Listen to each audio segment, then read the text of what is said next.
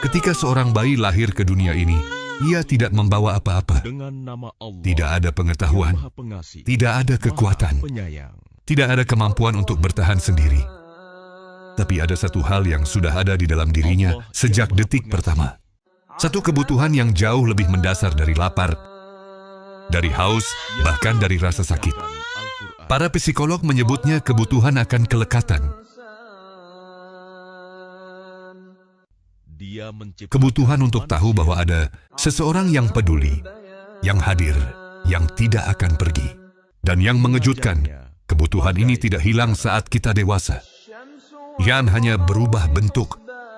Krisis pernikahan, kesepian di tengah keramaian, kecemasan yang tidak jelas sumbernya, sebagian besar dari itu bisa dilacak kembali ke satu pertanyaan yang belum terjawab dalam jiwa kita.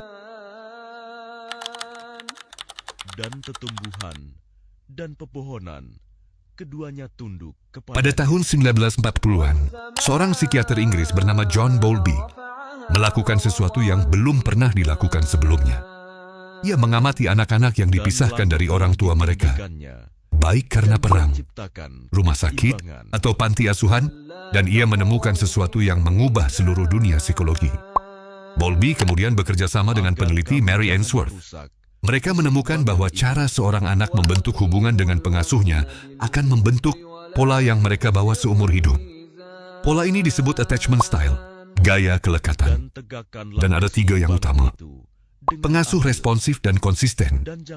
Anak tumbuh dengan rasa percaya diri, mampu membentuk hubungan sehat, tahan terhadap tekanan hidup. Pengasuh tidak konsisten. Anak tumbuh dengan kecemasan tinggi, takut ditinggalkan, butuh validasi terus-menerus dari orang lain.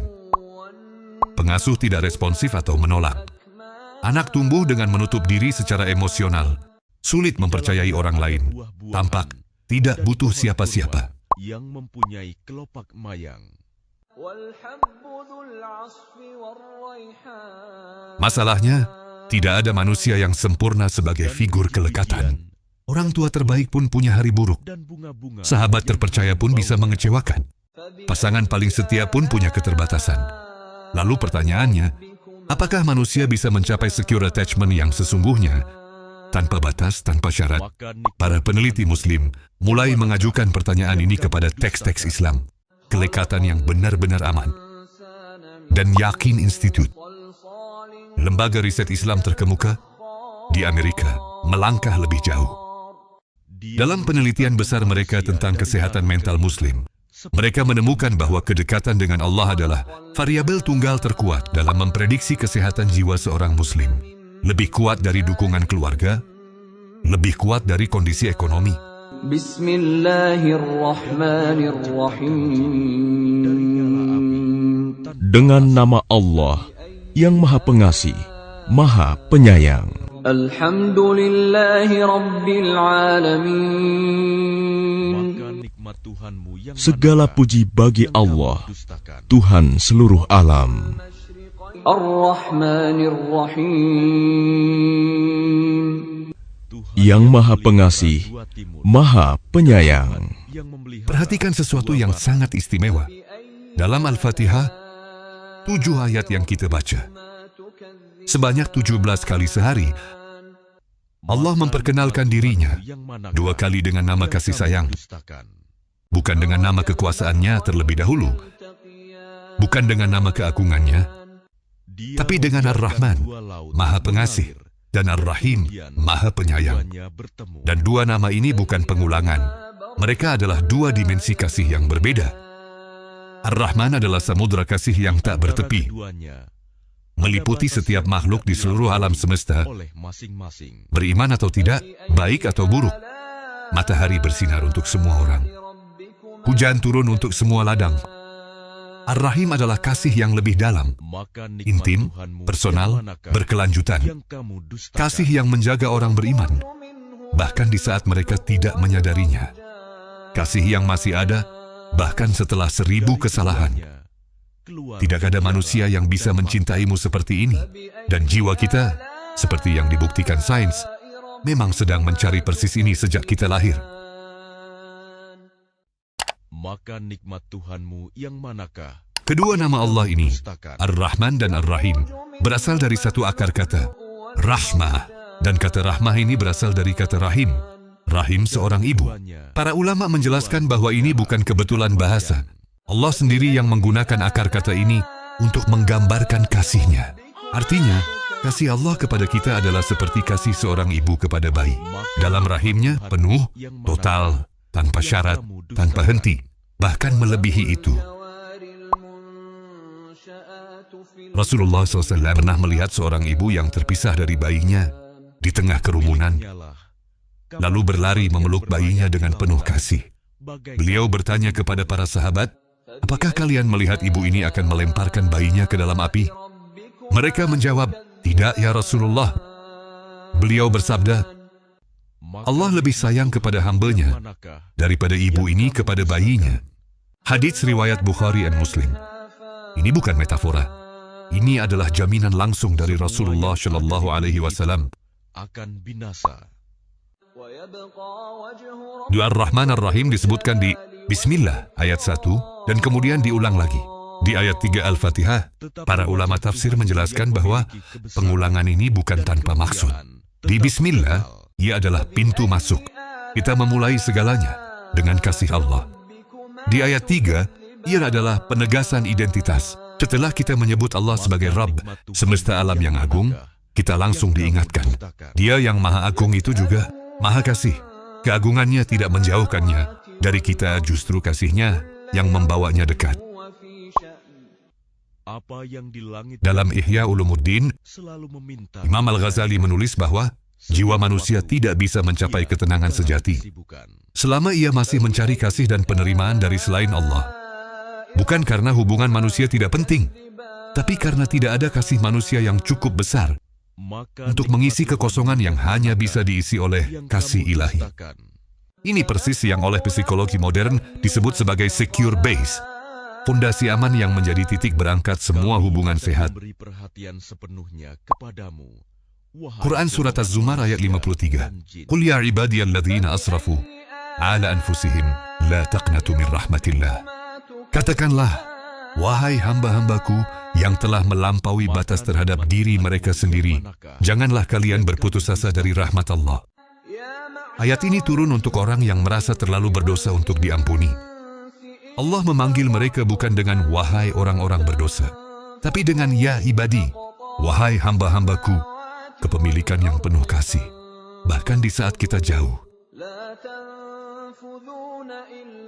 John Bowlby berkata, manusia butuh secure base, figur yang selalu ada, selalu responsif, tidak pernah menolak, agar jiwa bisa berkembang sepenuhnya.